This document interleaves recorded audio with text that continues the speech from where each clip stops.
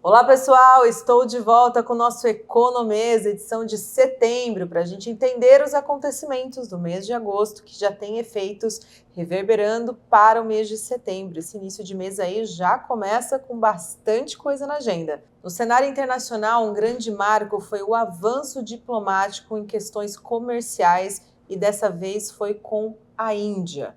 Estados Unidos, o governo americano, taxou em 50% produtos indianos por conta ali de compras de petróleo russo. E falando em Rússia, vale lembrar que o Trump colocou na mesa Putin e Zelensky para conversar. Ainda nenhum desdobramento em relação a isso, mas o que pareceu que o mês de agosto terminou ali com uma sensação de restrição na oferta de petróleo e que fez ali nas últimas semanas do mês o petróleo dar uma subidinha no preço do mercado. Mas isso ainda não é nenhuma preocupação de pressão inflacionária advinda de commodities, muito pelo contrário. A gente acredita que ainda é um ponto de descompressão quando se fala de inflação.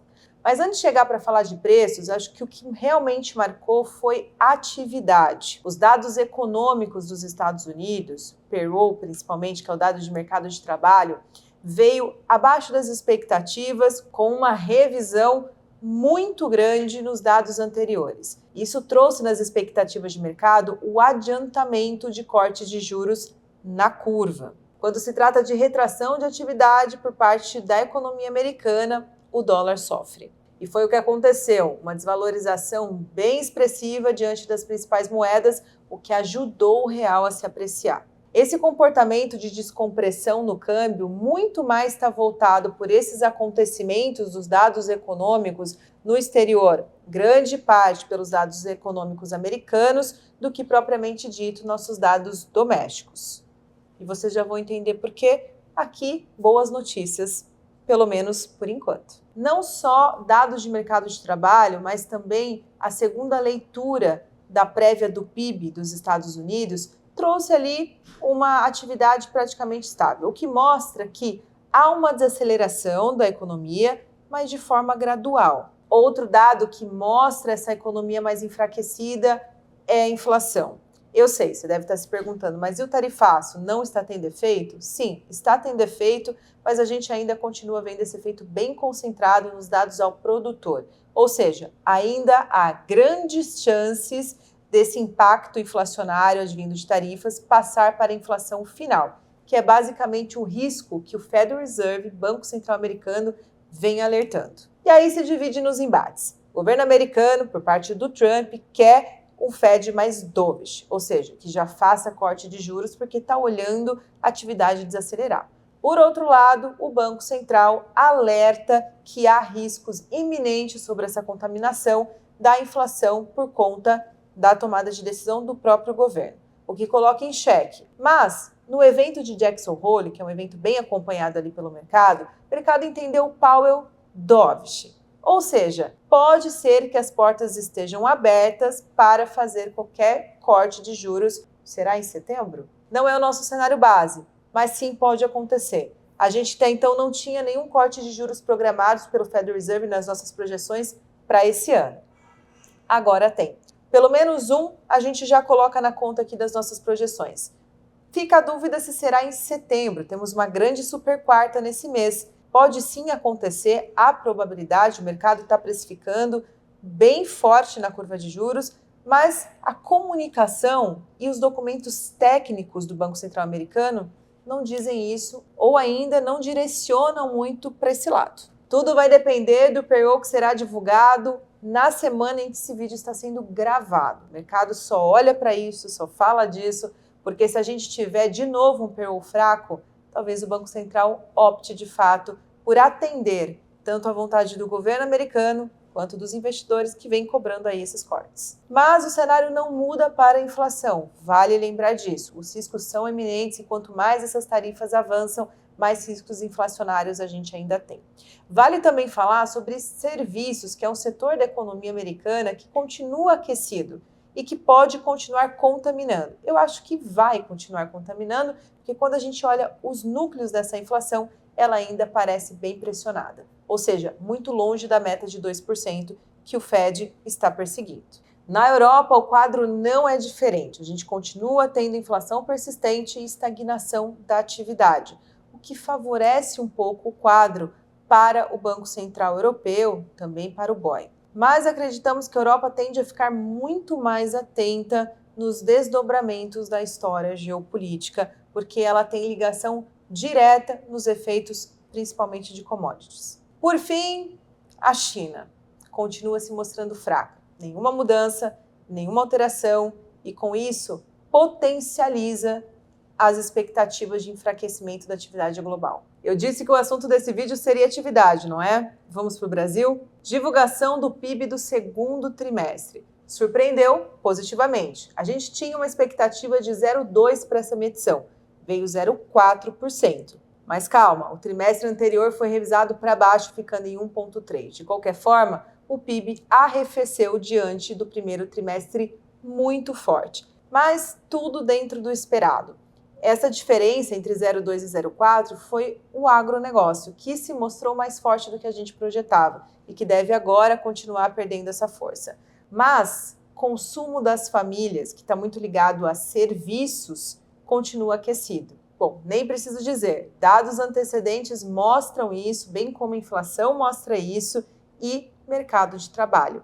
Obviamente, com a renda média se mantendo estável, a gente tende a ver esse setor, essas vertentes do PIB se mostrando ainda bem aquecido e deve perdurar. Para a PIB, a gente não mudou absolutamente nada as nossas projeções. Continuamos com expectativa de 2,2 final de 2025. Já para a inflação, mudamos um pouquinho, de 5,1 para 4,9. E não é só a gente que mudou não, tá? O Focus, que compila a expectativa de mercado, também vem mostrando semana após semana uma inflação mais fraca. Isso tem acontecido por conta do registro de deflação do mesmo da prévia de agosto, menos 0,14% no IPCA 15. E julho já havia tido, então, um IPCA menor do que o anterior, o que nos ajuda. No entanto, as características dessa inflação continuam as mesmas. A gente tem a descompressão pelo lado da inflação importada, câmbio, preço de commodities ainda baixo, mas serviços continuam robustos, o que pressiona a inflação doméstica. E aí você pergunta, mas se o Fed fizer corte de juros lá, o Copom tem chance de fazer aqui na super quarta de setembro? Essa decisão de cortes não está no nosso cenário base, mas eu vou te explicar por quê. Exatamente por conta dessa leitura de inflação e os riscos à frente. A expectativa de inflação continua desancorada muito longe do centro da meta. Então, para o Banco Central iniciar o corte agora, talvez não seja a melhor estratégia.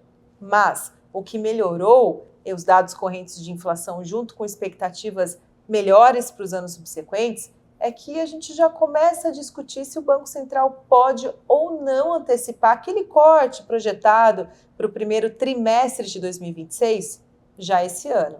E a curva de juros já traz esse corte para o final de 2025. Mas a gente ainda vai esperar essa reunião de setembro para sentir no comunicado do Banco Central se as coisas realmente estão indo para esse caminho. Por enquanto, a gente mantém a Selic em 15% final para este ano. Agora, uma notícia que eu acho que vocês vão gostar mais do que tudo que a gente já falou aqui, o câmbio. Eu revisei o câmbio para baixo, os nossos modelos ali de interpolação e as derivadas desse modelo trazem por uma questão desse câmbio estar apreciado por um bom tempo, já praticamente, desde o final do ano passado, números melhores de câmbio, a matemática acaba melhorando ali. Quando a gente coloca os riscos em cima dessa matemática, é que preocupa. Não está fora do jogo uma possível alta desse câmbio, mas a gente acredita que está se afastando cada vez mais de um pior cenário para R$6 para dólar. Por conta disso, a nossa projeção para dólar frente ao real agora está para 2025 em R$ 5,65. Para 2026 também houve uma revisão de cenário. A gente sai dos 5,90 e agora está com 5,80 e permanece com 5,70 para dólar para os próximos anos. Bom, resumindo todas essas informações, parece que os dados correntes para o Brasil, pelo menos, estão melhores. Inflação continua desacelerando, essa desaceleração gradual, mas ela é muito boa para a conjuntura. O PIB veio melhor no segundo TRI, mas deve continuar desacelerando para frente, porque é o esperado, nada fora da conta, não há surpresas. O câmbio melhorou, o que tem ajudado essas variáveis. Mercado de trabalho continua robusto, com desemprego nas mínimas históricas, deve começar a acelerar um pouquinho ali do final, do ano para frente, mas ainda assim fomentando esse consumo que tende a fomentar também produção. O risco agora fica por conta dos dados externos e também das incertezas fiscais aqui no Brasil. Apesar dos números estarem muito melhores para 2025, para frente a incerteza sai na frente e acaba tendo maior peso tanto nas expectativas quanto nessas projeções que a gente tem que incluir, porque a incerteza, o próprio nome já diz, tem que esperar os dados e também as comunicações para a gente tendo mais clareza de onde está indo. Agora, de olho no cenário externo, não só nos dados econômicos, obviamente, porque o diálogo entre governos está em destaque por N questões, principalmente as sanções com esses países. O Brasil volta na primeira semana de setembro ser alvo novamente do governo americano em sessões para o setor bancário. E a gente segue acompanhando e eu volto no comecinho de outubro para a gente revisar então como foi a super quarta, agora em setembro, se realmente veio em linha com o que a gente esperava, qual foi o caminho que o mercado tomou e se os dados correntes também corresponderam com as nossas expectativas. Mas não precisamos esperar até lá, não é mesmo? Diário Econômico, todos os dias, 6 horas da manhã, no YouTube, no Spotify, no Instagram do BDM, para a gente acompanhar todos esses detalhes, esses indicadores de como o mercado reage diariamente. Eu espero vocês. Até o próximo Economês.